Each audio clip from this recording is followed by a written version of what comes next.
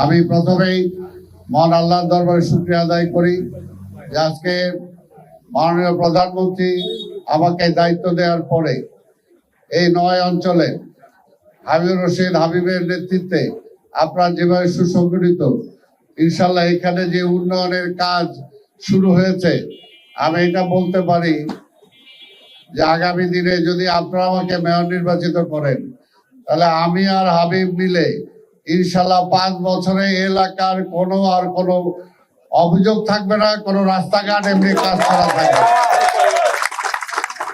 এবং এটা কথার কথা নয়, এটা কাজ, কারণ বিএনপি কাজে বিশ্বাস করে। আপনারা দেখেছেন আমাদের মাননীয় প্রধানমন্ত্রী আমাদের আঙ্গুলের ভোটের দাগ এখন পর্যন্ত মুছে যায় নাই, কিন্তু সেই অল্প সময়ের মধ্যে দিয়ে তিনি অনেক কাজ করেছেন, অনেক কাজ করে চলেছেন এবং আমাদের প্রতিনিয়ত তিনি খবর রাখছেন। প্রতিনিয়ত আমরা ঢাকা শহরে কোথায় কি কাজ করছি কি করছি না উনি নির্দেশ দিচ্ছেন। তো সেই কারণে আমি বিশ্বাস করি আগামী 5 বছরে ঢাকা শহরের চেহারা আমরা পাল্টে দিতে সক্ষম হব ইনশাল্লাহ, আপনাদের সবার সহযোগিতায়।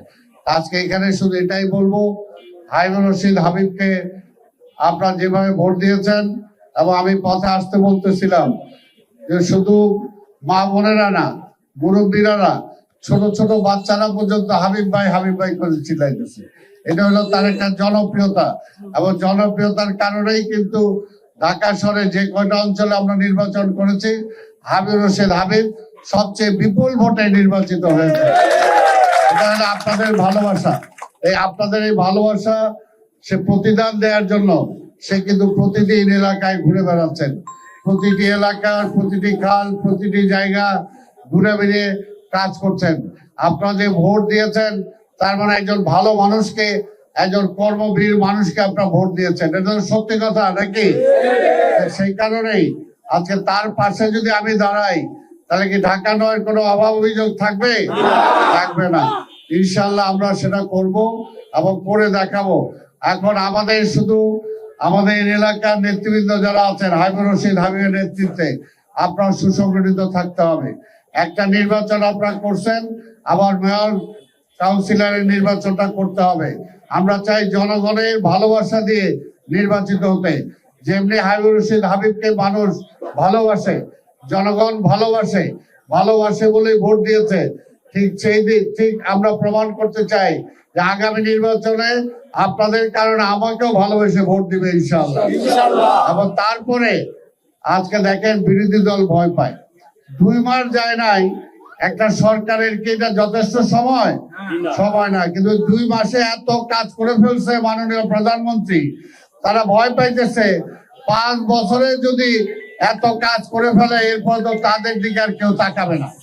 এই জন্য সরকারকে তারা বিপথে চালিত করতে চায়, সরকার যাতে কাজ না করতে পারে সেদিকে ঠেলে দিয়ে যেতে চায়। কিন্তু তারেক রহমান দেখেন অবিচল।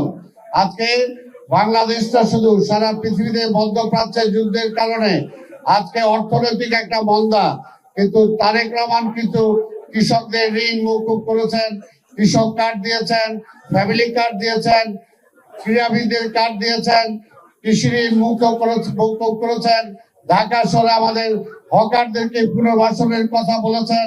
অর্থাৎ তিনি কাজ করে যাচ্ছেন। তারেক রহমান হতাশটা কিন্তু অন্য দল জামাত ইসলামীরা হতাশ এই কারণেই, কারণ দেখতেছে এইরকম যদি কাজ হয় তাহলে হাবিবুর রশিদ হাবিবকে আগামী নির্বাচনে কেউ হারাইতে পারবে? ওই কারণে তারা ভয় পায়। এখন থেকেই যাতে কাজকর্ম না হয়, যাতে দুর্নাম হয়, সে চেষ্টা করতেছে, কিন্তু বিএনপি কে সেই পথ থেকে ঠেকানো যাবে না।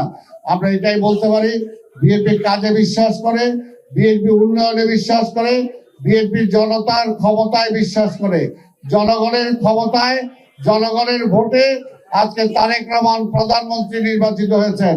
প্রধানমন্ত্রী নির্বাচিত হওয়ার পরে তারেক রহমান যে সমস্ত কমিটমেন্ট করেছেন তিনি সেগুলো বাস্তবায়ন করবেন না বিরোধী দলেরটা বাস্তবায়ন করবেন? কোনটা করবেন বলেন তো দেখি? যেটা উনি কমিটমেন্ট করেছেন সেটাই বাস্তবায়ন করবেন। হাবিবুর রশিদ হাবিব এলাকায় এমপি হয়েছে, এলাকার রাস্তাঘাট, মাঠ, পার্ক, ড্রেন, যত কিছু উনি কমিটমেন্ট করেছে হাবিবুর রশিদ হাবিব নির্বাচনের আগে, নির্বাচনের পরে, এখন মন্ত্রী হওয়ার পরে, এমপি হওয়ার পরে তার কমিটমেন্টের কাজই তো সে করবে এবং করছে কিনা? হ্যাঁ, করছে ইনশাল্লাহ।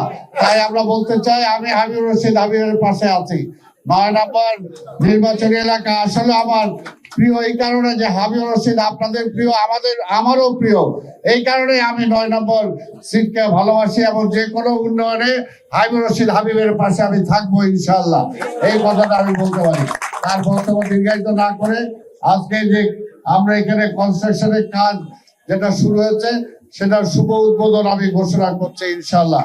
এবং আপনাদের সহযোগিতায় অতি দ্রুত যাতে কাজটা হয়ে যায় আপনারা সহযোগিতা করবেন। এখানে যারা কাজ করবেন তাদেরকে সহযোগিতা করবেন। আমাদের বিএনপির ছাত্র দল, যুব দল, স্বেচ্ছাসেবক দল, মহিলা দল, কৃষক দল, তাঁতি দল, ওলামা দল, মুক্তিযোদ্ধা দল, শ্রমিক দল সহ যারা আছেন সবাই সহযোগিতা করবেন। জনগণের সহযোগিতা চাই যাতে প্রতিটা উন্নয়ন কাজ ঠিক মতো হতে পারে।